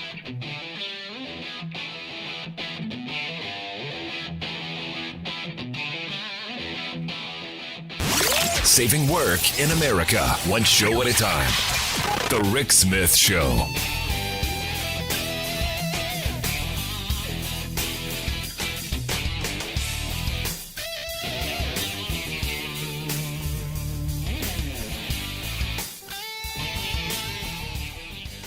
I'm Rick Smith, and this is Labor History in 2. On this day in labor history, the year was 1934. That was the day trucking bosses and leading Teamsters in Minneapolis reached a tentative agreement after a tumultuous week of fighting in the city market. Strikers won many of their demands, including union recognition and the reinstatement of all strikers. Such a thorough victory at the Battle of Deputies Run earlier in the week had shaken the city's elites to their core. As the dust settled on the picket lines, Governor Floyd Olson had called a 24-hour truce in an effort to organize negotiations. The debacle of Ohio National Guardsmen attacking Toledo strikers had reached Minneapolis. Fears of a growing red menace fueled demands for a settlement, prompting Olson to order National Guardsmen into the city's armories armed to the teeth. Historian Brian Palmer, author of Revolutionary Teamsters, the Minneapolis Trucker Strikes of 1934, observed that the May 25th deal settled the strike quickly enough, but final victory would be postponed. Strike leaders had to choose which concessions to make under immense pressure from state politicians, intractable employers, and federal mediators. They also worked to avoid a potentially deadly confrontation with the National Guard. Above all, they demanded union recognition, agreed to arbitration of future disputes, and withdrew the demand for a closed shop. There was no contract, and the inclusion of inside workers proved contentious. Palmer adds the gains were limited but real enough, as strike leaders spelled out what had begun as a violent assault on strikers ended with workers fighting in their own interests, learning that they had only their union to rely on. The open shop offensive was defeated, and union recognition was won. In the weeks ahead, it would become clear the fight was far from over. For more information, go to laborhistoryin2.com, like us on Facebook, follow us on Twitter at laborhistoryin2. Welcome back to the Rick Smith Show. Now, here is Rick Smith. So like I said, the hope is that this administration does move forward on something like the PRO Act that we desperately need. And we've been talking about this for a while. The fact that, workers need a voice in the workplace. And as Phil pointed out, the reality is when Republicans have an agenda, they go full bore. It's the Democrats who kind of, dither around a little bit. If Mitch McConnell had this majority, like he has now, he would get what he needs. It's that simple. At least they've historically gotten what they've needed, like that giant tax cut that they gave out to the very wealthy and big corporations. And earlier I said we're starting to learn that giving people money, especially poor people, is actually beneficial. Our economy has not collapsed. Wall Street's fat and happy. They're loving the fact that people have money in their pockets. Corporate America is doing fine. The only glitch in the system right now is those uppity workers who aren't willing to go back to those crummy wages, which is why you're seeing Republican governors across the country, pulling the rug out from under people, which is why you're seeing them in this position of demanding people go back into what could be unsafe workplaces.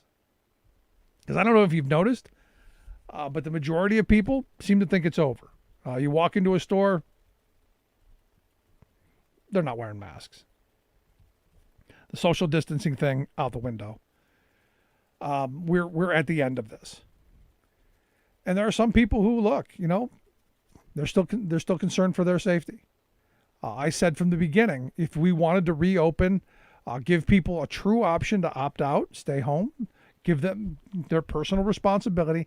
Everybody else who wants to go and mingle and do their thing, you should have let them go.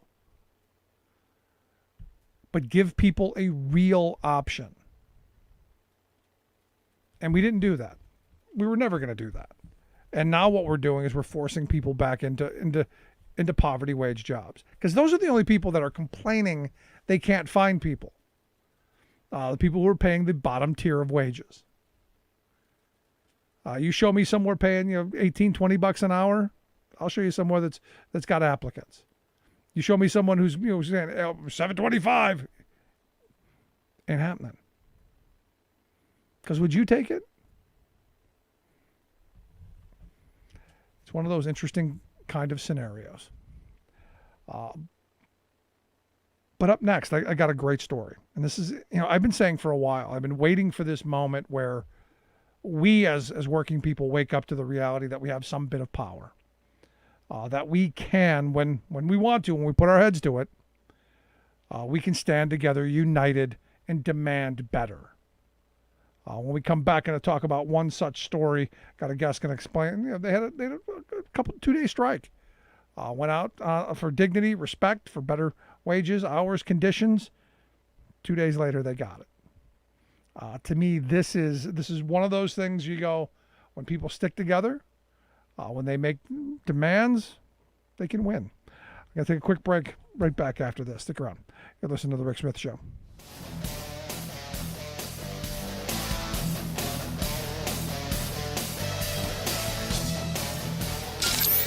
Waving the flag of freedom for people, not corporations. Rick Smith.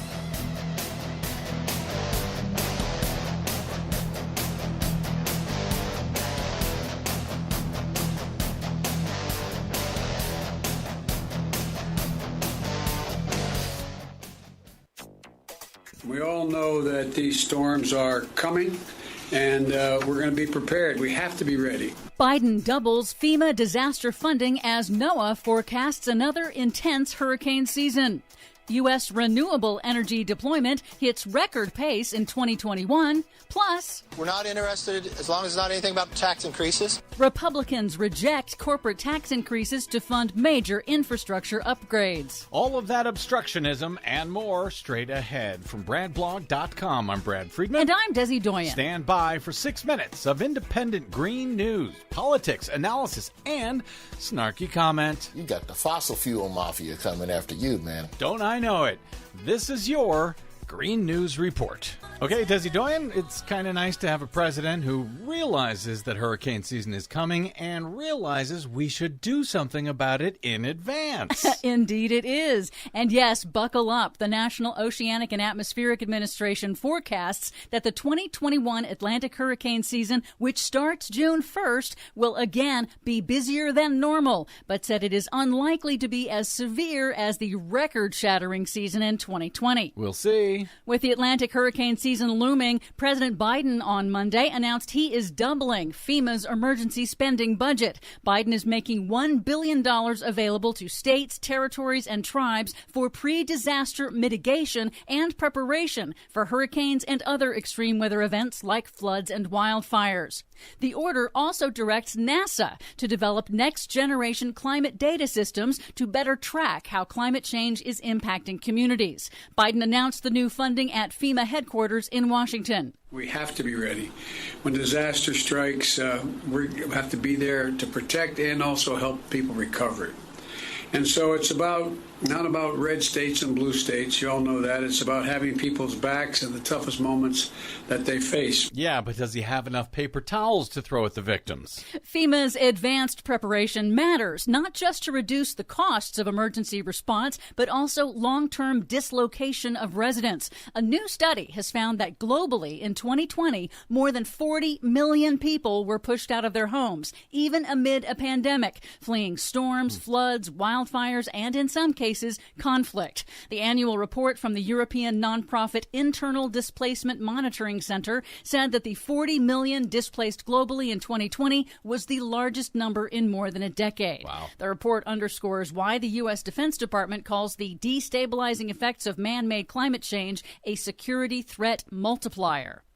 Here in the U.S., the White House and congressional Republicans remain far apart on negotiations for Biden's popular American Jobs Plan to repair and upgrade the nation's crumbling infrastructure. What a surprise. The White House on Friday offered to cut nearly a quarter off of his original $2.25 trillion proposal, cutting funds for research, development, and U.S. manufacturing. But Politico reports Republicans have barely budged from their $568 billion counterproposal and rejected Biden's plan to lift corporate tax rates to fund the investments. Instead, Republicans want user fees like tolls, requiring working Americans to pay to build the infrastructure and then pay again to use it.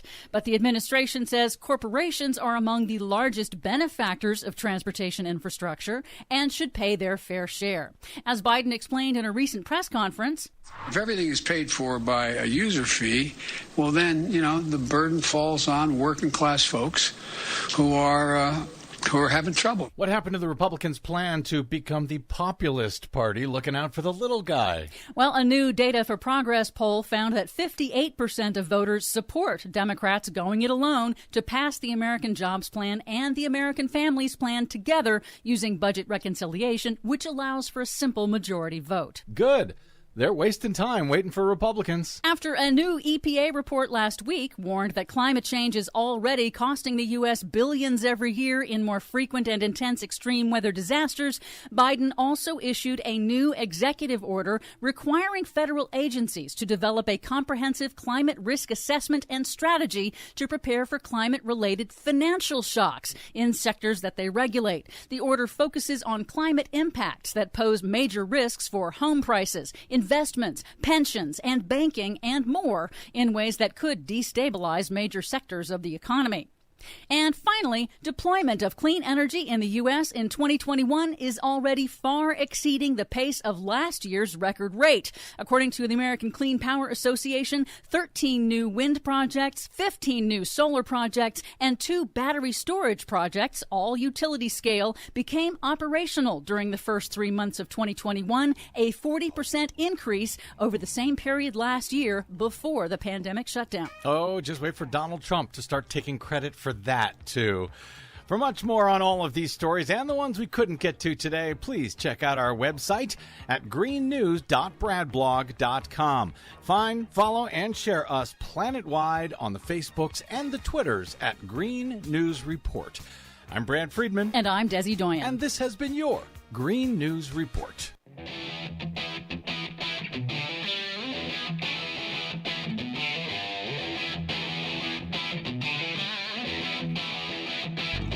Welcome back to the Rick Smith Show. Now, here is Rick Smith. So back a couple weeks ago, I had a listener, reaching out going, hey, have you been paying attention to this strike that just happened? And back on May 11th, a group of workers out in Mount Union, Pennsylvania went on strike. And I said, get me someone to talk about it. Because, this is, as I've been saying for the longest time, we're in a moment where people are coming out of a pandemic, where working people have been sacrificing, they've been putting their lives in peril so that companies can stay afloat. And, look, we gave them a nice title, essential worker, frontline hero, maybe a bonus, but nothing really substantial. And then we had a program to help employers make it through. But did it trickle down to the workforce? Well, in this case, it didn't. So the workers went on strike at Blyer Industries in Mount Union, Pennsylvania. And fortunately, a very short strike and a victorious one, which is why I have reached out to Rebecca Hess. She's the organizing director for the Mid-Atlantic Regional Joint Board of Workers United, the folks who represent these brave workers. Rebecca, thanks for taking time for us. Let me just tell you that the real heroes here are the workers. Absolutely. Listen, would have never happened had they not stuck together. I mean, it was 100% when they started, and it was 100% when they ended, and it was completely organic. And I think we're going to see a lot more of this happening. It all started in 2017 when there was a big tax break that was given to employers so they could pay their workers better. And I haven't talked to very many workers that ever saw any of that money. Then there was pandemic money that was given for the essential workers. And you're going to have a hard time finding workers that ever saw any of that money either. It's come to the point where I believe working people have just had enough. No, I'm right there with you, and we see it going on right now, where people are saying no, we're not going back to February of 2020. We're not going back to that economy. We demand better wages, hours, conditions, and that's why when I saw this story, it hit a lot of those themes for me. These are low wage workers. These are people who, they're at the bottom of the pay scale, saying, look, we do this job. We deserve dignity. We deserve some respect, and we deserve a raise. Well, the real pity here is a lot of these people have worked for this company for as high as 40 years.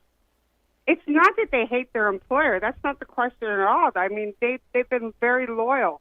But you can only get beat over the head long enough with, we're dealing with imports. We have expenses. It costs too much, to do these things. And then when you see that they got money, right, that they were actually given money that was supposed to trickle down to them and still nothing, I think it was the straw that broke the camel's back. No, and this is where I'm hoping a lot of people are paying attention, because to me that was the theme that caught my attention. This company got $350,000 in PPE money or PPP money, and it didn't trickle down into even a bonus, something. I mean, most companies gave out the show one-time bonus, going, look how wonderful we are with the press release. From what I understand, didn't even get that. No, they had been in negotiations since December of 2019, and the company kept using the pandemic as an excuse for not bargaining the contract. So they went without a raise that whole time. So is it retroactive now? Do they get all that money back? Yes. Listen, these people, I cannot tell you that they have the hearts of lions, and I was never so proud of my entire life. And I think it really was that it just came from within the belly of the beast. They got their retro pay clear back to 2019. Plus, by the time the end of this year, they will have had a 95-cent an hour increase, which is something they've never seen. And then they're going to get more increases on top of that. So this is the best contract they've ever had. But more than that, when they marched back in that 48 hours later in that morning, they marched in with their heads held high and their pride reinstituted. I mean, they were just so proud of themselves. No, as they should be. Look, I remember, I was fortunate enough to know some of the old timers who were around in the 50s and 60s, who fought and built what was the most prosperous working class in the history of civilization. And they told the same stories. That every couple of contracts they went on strike, whether they really needed to or not, simply to bring people together and make them understand that they were fighting for something, that there are no benevolent corporations. They're good employers. They're good people, but there's no benevolent employers, that they don't give you things out of the goodness of their heart, that you have to demand and you have to fight for them, and you have to be willing to go cross that threshold and go out on that picket line and put your family in peril and your job at peril to make something better for yourselves and for the future of the future workers coming to there. So it's not surprising to me that these folks would be proud of the accomplishment that they made, and I hope people will take that message from this and say we can do the same thing. Yes, please. The message that we need to get out to everybody is if we lift each other up, we will go up. We've got to quit holding each other down. No, it's absolutely that. Now, as an organizing director, you spend a lot of time talking to workers. What's the atmosphere among other folks that you're talking to? Because it's my view that right now people are like, hey, we just lived through a global pandemic. We scraped through. We're not going back to the old economy. We want something better. But I wanted to get your sense of how you're seeing things. Listen, there's two things that are happening. Number one, people have just had enough. And again, it's they've always swallowed the story about they had to do it to save their jobs. And now they're looking around and saying, no, we don't. And at some point, is the job even worth having? Right. They need to live. They need to not just survive, but to actually live. And I think when all this money was given away and they never got any of it, that really sent a message home to them that we're not helping anybody but them get greedier or richer, and our people, our families are suffering without. I'm also seeing this new generation. Let me tell you something. If you've never had a chance to spend some time with this newest generation coming up, they're amazing.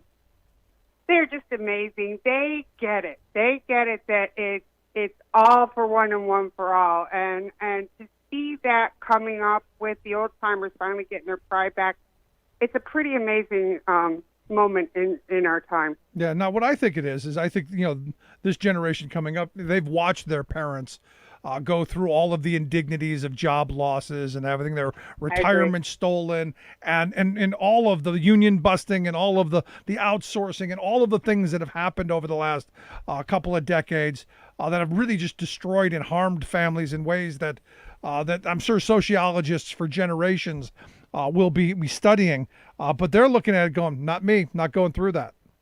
Well, not only that, but this is the generation that knows for sure they're not going to do better than the generation before them. And I think that is another reality that they have faced. and they're willing to say, no, we don't think this is fair. No, I mean, I look at some of the kids that I see, or I shouldn't say kids, they're in their early 20s. They're not willing to put up with the things that past generations have put up with. It just, and it makes me think of, I go, I'm one of those people who go, well, I had to do it. And good on you for being smart enough to say that you shouldn't have to. Yeah, I have nothing but optimism for the future of this country. I don't care how bad it is now. I see better days coming. Well, all I keep hearing from my conservative friends is that they're all socialists, they're all Marxists. So you shouldn't be. You should be afraid of them. Bad. Let me tell you something. There's a lot of conservatives that were on that picket line, and this had nothing to do with socialism for them. This had everything to do with taking care of my family and getting what is my fair share, and finally getting my pride back. So it isn't a conservative or a liberal issue. It's a pure bread and butter issue, and it's about time we all got back to it. Thank you. This is what I've been saying since the day after the election. The day after the election, I went and I led a strike, not too far from here. Those the folks at Nevistar were on strike for a month, from election day all for an entire month after that. And those people stuck together. And they were all stripes. They were a microcosm of the entire country. In fact, the majority of them voted for the former guy. It wasn't about politics for them. It was about wages, hours, and conditions. It was about kitchen table economics. And this is where I wish we working people would come back to that. All of the noise aside, it's about how I'm going to take care of my kids, how we're going to build for retirement, how we're going to have health security, and those kind of things. I think we're headed that direction. Like I said, I'm one of the last of the baby boomers. I got another 10 years before I retire, and I predict in this next decade, I'm going to see the new labor movement emerge. So you have some hope that something's going to come out of it, because I know a lot of my labor friends are a little in the doldrums, especially where I'm at here in Pennsylvania, because there's a lot of people, me included, who do believe that Pennsylvania is probably going to be the next right-to-work state. But is it your view that even in that scenario, we're going to see the growth that you think? Yes, absolutely. Let me tell you something. Right to work is a horrible thing, and all it does is it is designed to destroy the organization. But you can't destroy working people once they get to a certain point. And they can put whatever law they want in, but I still believe that the workers are going to rise back up. When the National Labor Relations Act was instituted, everyone said it was because of FDR. Baloney. It happened because working people shut down commerce, and it was the only way they could get it running again. That's the only way they could have industrial peace, something they talked a lot about. You're right. The New Deal didn't give us those things. We fought for them. And this is where, I'm hoping people in this moment are going, hey, we can push this, especially this administration, to doing what we want them to do. And look, I've given credit to Joe Biden for being the most pro-union president in my lifetime. Day one, firing Peter Robb to me was the most pro-labor thing any president of my lifetime has done. But we can push him to do more. Not only that, but the workers themselves need to understand that it's there for them to take. Once they figure it out that they have the power, I don't think anything's going to stop them. Yeah. So let me ask you this, since you're the organizing director, we got to do the organizing thing. In the private sector, you're, a little over 6%. With the public sector involved, we're a little over 10% of the workforce. Not near the numbers when I entered the workforce over 30 years ago. What if there's somebody out there going, you know what? I love what I'm hearing. I love the fact that, there are these workers who came together and they fought the employer and they got better wages, conditions, all of that. How do I do it? What's the elevator speech? The elevator speech is reach out. Just go to your yellow pages or they don't have yellow pages anymore. Boy, I just date myself. Just get on Google and do AFL-CIO or union, or you can call the Mid-Atlantic Regional Joint Board in Frederick, Maryland, 410-259. I forgot my number. We'll get links out on social media how people can check out the website.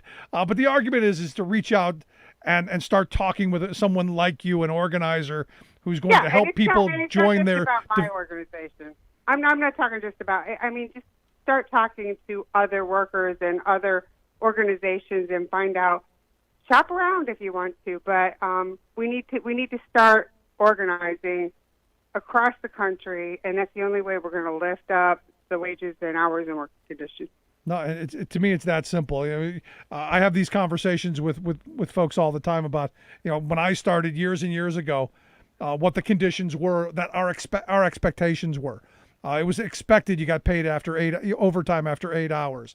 It was expected that you got holidays off. It was expected that you had employer-based health care that you didn't have to pay for. It was expected that you had a defined benefit retirement plan. It was expected that you got those things.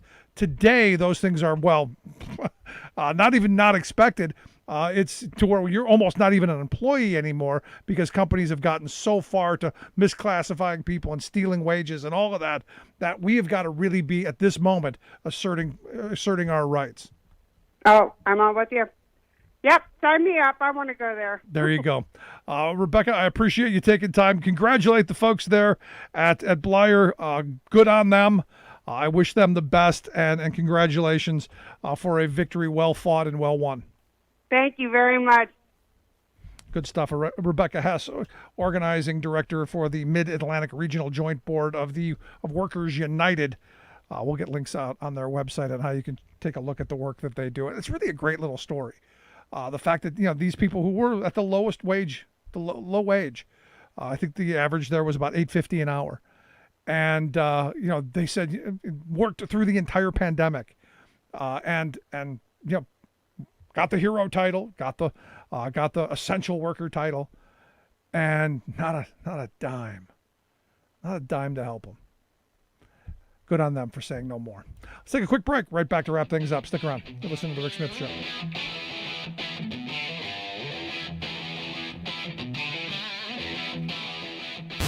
Saving work in America, one show at a time. The Rick Smith Show.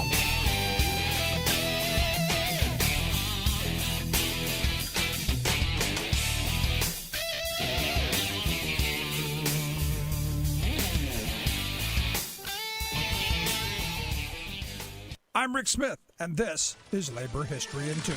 On this day in labor history, the year was 1986. That was the day that more than 5 million people participated in Hands Across America. The event was organized to raise money to combat the problems of homelessness and hunger in the United States. People agreed to donate $10 to stand in their place in line for 15 minutes. The line was supposed to link people hand in hand from New York City through 17 states to Long Beach, California. The event gained support of corporate donors, including the Coca-Cola Company and Citibank. Initially, the plan drew the ire of President Ronald Reagan, who claimed, quote, "I don't believe that there is anyone going hungry in America by reason of denial or lack of ability to feed them. It is by people not knowing where or how to get this help." The president refused to acknowledge how factors like the loss of industrial jobs and the decline of labor unions contributed to families having hard times making ends meet. Eventually, President Reagan got on board, forming part of the chain in Washington, D.C.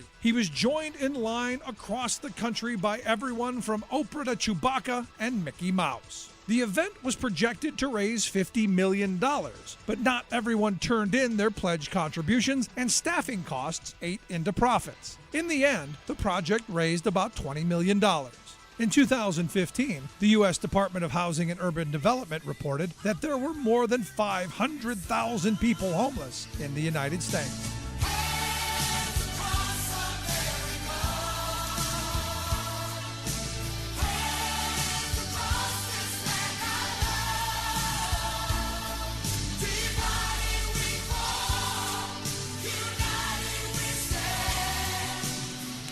Like what you hear? Check out more at laborhistoryin2.com.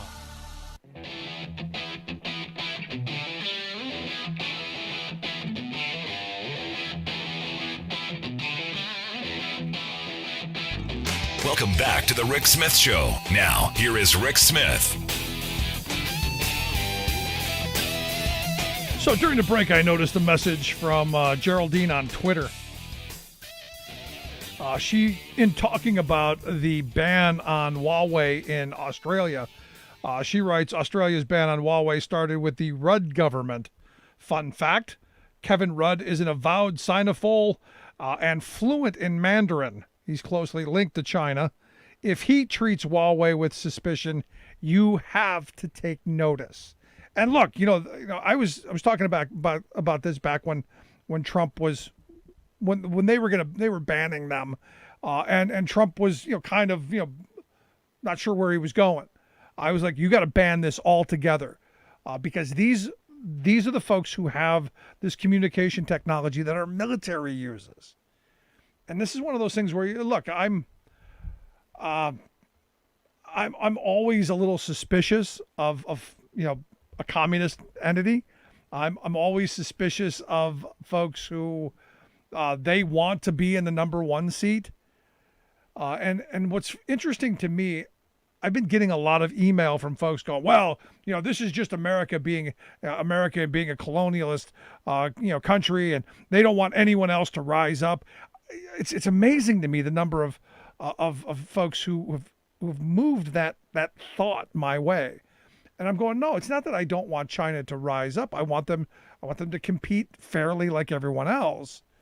I do have serious concerns about them having the kind of capacity to shut our economy down, to be the holder of critical infrastructure. And look, they should be cautious of us. We should be building our own systems that we maintain and that we have control over. And I know, I get people going, but Rick, countries that trade with each other, they don't go to war. No, they go to cyber war. I mean, because we are in a war with China. I just don't think most people get it. We're in an economic war. They have been kicking our behinds for the last couple of decades, and not because they outcompete us, but because they use forced labor, they manipulate their currency. They have things in place that will not allow American companies a footing in the country. And if they do let them in, it's got to be Chinese owned. And yet you have American companies who go, oh, okay, I'll sign up because we get access to cheap labor, and maybe they'll let us sell our products to all of these people, because that's the lure. Which makes me believe that corporate America understands that if you give working people more money, they're going to have more money in their pocket, and you have better consumers who are going to buy your stuff. They understand that game. They just don't want to be the one providing the more money, which is why we haven't seen wages go up. But I look at this, and this is one of those moments where you go,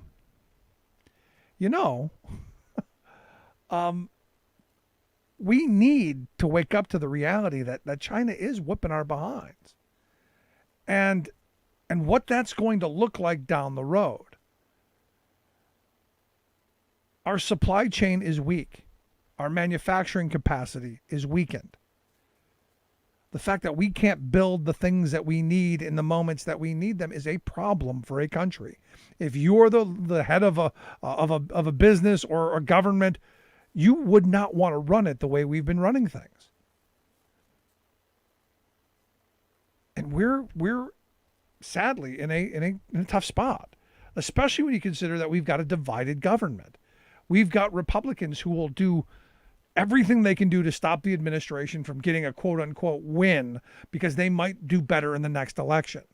Or China's thinking, decades down the road. I read their 2025 plan years ago that said, look, we're going after aeronautics, we're going after robotics, we're going after pharmaceuticals, we're going after telecommunications, we're going after the next generation high-level jobs, so that not only do they get the best employment and get away from the dirty manufacturing that they'll send somewhere else, maybe back to us, that then they control the technology. They have the power to control, if they control the 5G, they control everything that happens. They control the machines that talk to each other. So those cars on the road that have the smart cars that, they can talk to each other with the vehicle avoidance software, They can be in charge of that. They can be in charge of the pipelines and of the waterways and all of the things that our country needs to run. They can be in charge of that. That's their goal, because that's power. And we need leaders who understand that. So, Geraldine, I appreciate the comments. I did not know that it started during the Rudd administration, but thanks for pointing that out. If you missed any of today's program, thericksmithshow.com. That's where you go to get the podcast, the Rick Smith Show app on the smartphone. Take the program on the go wherever you go. And as always, you can email me, rick@thericksmithshow.com. Thanks so much for being here. We'll see you back here next time.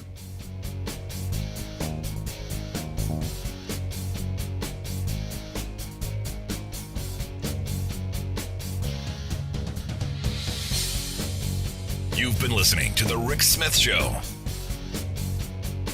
Email Rick at rick@thericksmithshow.com. Until next time, this has been The Rick Smith Show, where working people come to talk.